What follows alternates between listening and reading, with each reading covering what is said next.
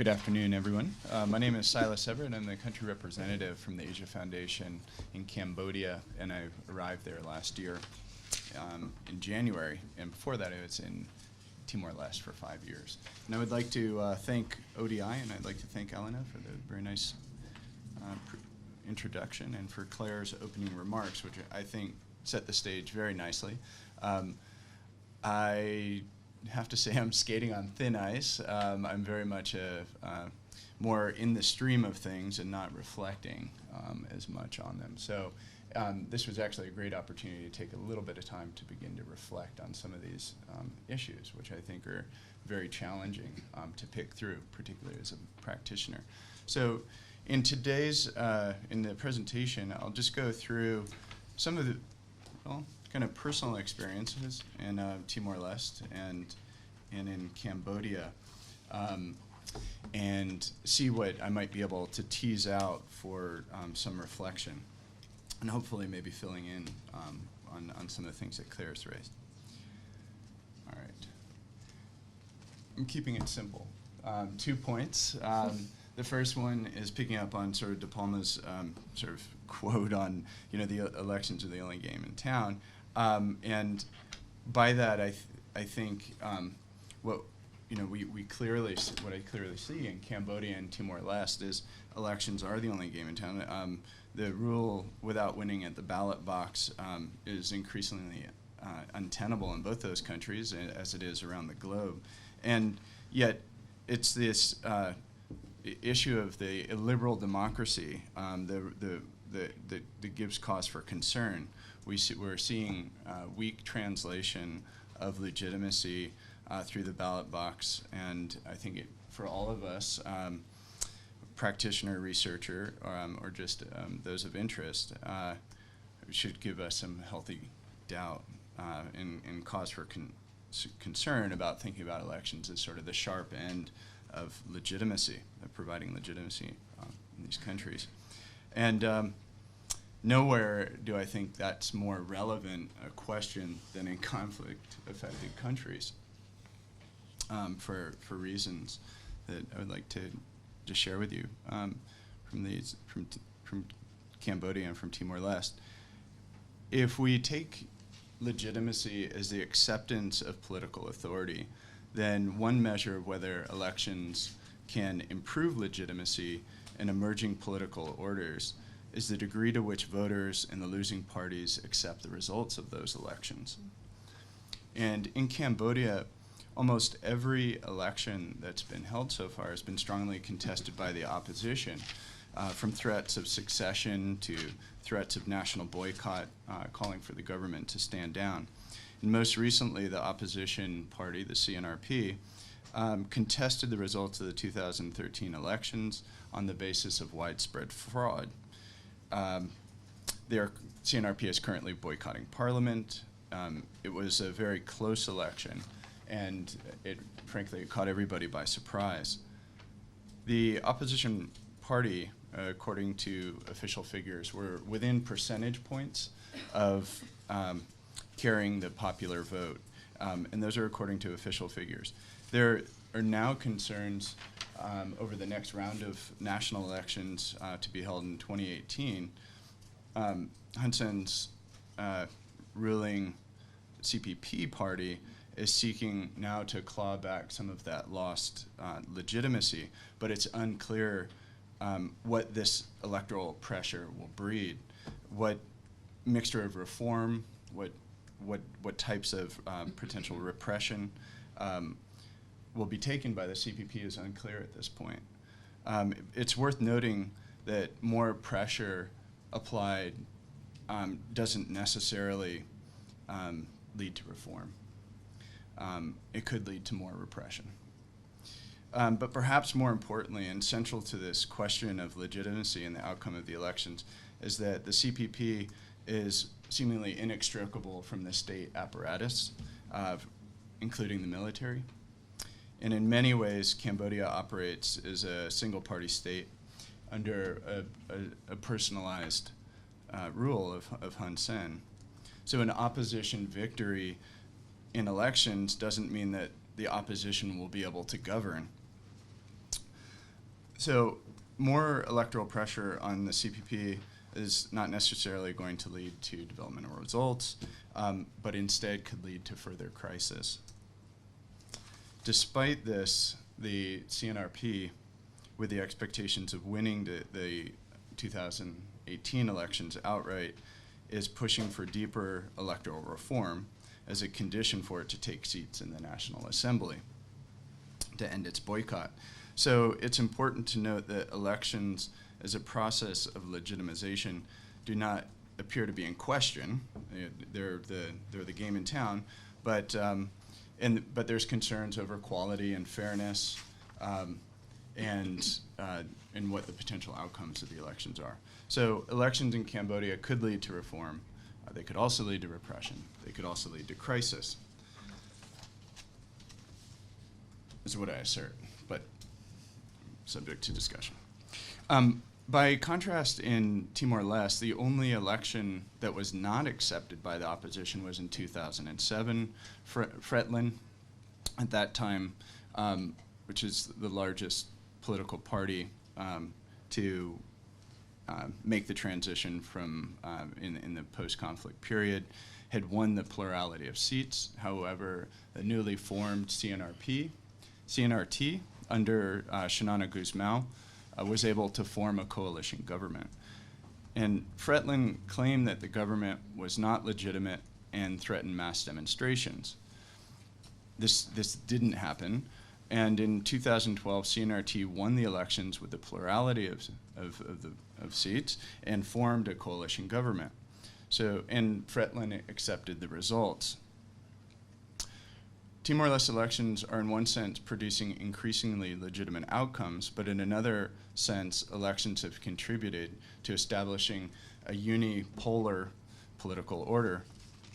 Fretlin has weakened, if not somewhat subsumed opposition, appears to be exerting far less pressure over the management of government. Thus, while legitimizing the political order, elections in Timor-Leste have produced conditions where there is less accountability, arguably, and less transparency.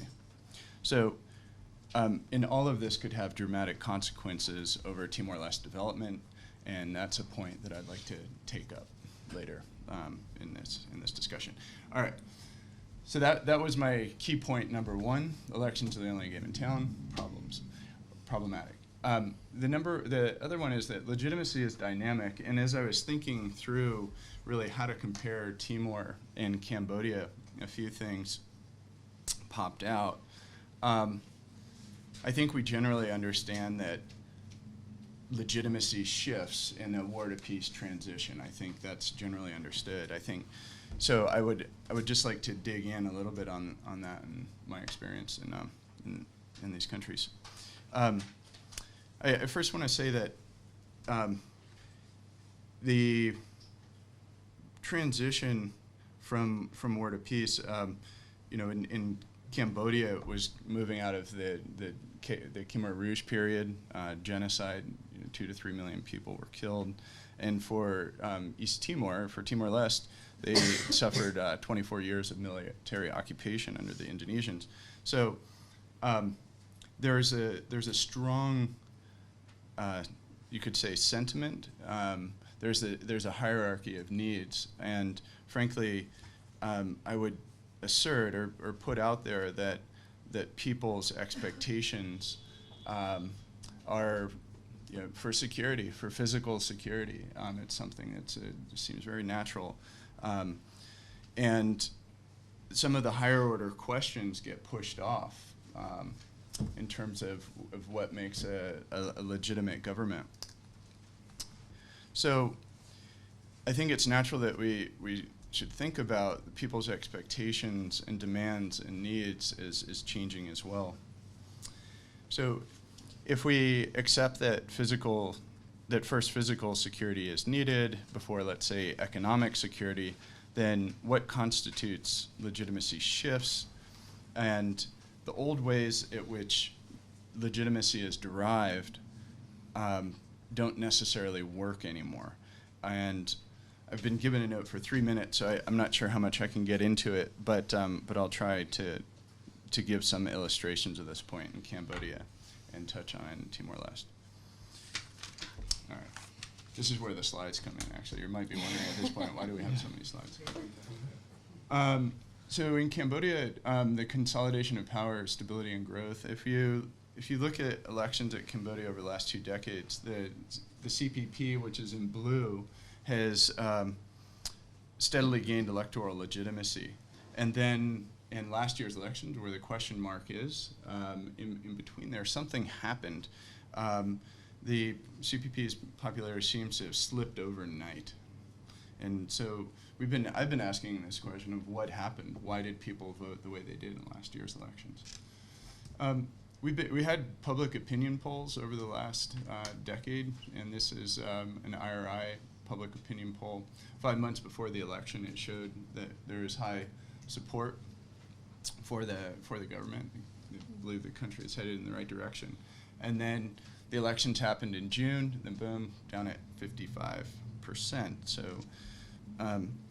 sort of this question of why does is the bias in public opinion polling, and what's driving that.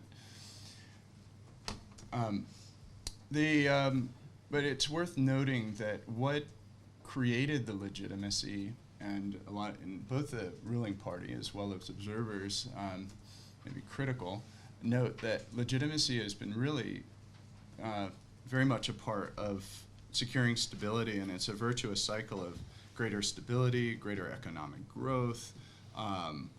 This consolidation of political power as well contributed to that. I think anybody who's seen Cambodia, the 1997 coup and moving forward, so a great consolidation of power behind the CPP. So, so in a way, the satisfaction of the satisfaction of people's needs and demands could be hypothesized that people were getting their needs met. But then the question is then, well, what happens? So I left Thailand up there, and Vietnam and Laos, because just to show that it wasn't just Cambodia that's growing. Today, Thailand has a minimum wage 3 times that of Cambodia, and there was up until the junta about 700,000 Cambodians, migrants, in working illegally and without documentation in Thailand.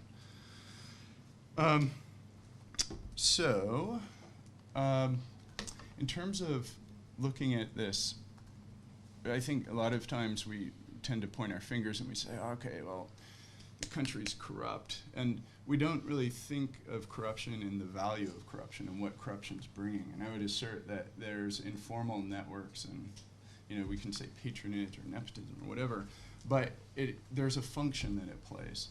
And that what's happened in Cambodia is a fairly consistent story about corruption, but I think what we don't really understand is what has that been able to do to be able to consolidate power and to be able to lead the country into a position where their economic activity and takeoff can begin. Now, I am no way saying that this is an acceptable state. It's just a state that it's worth understanding.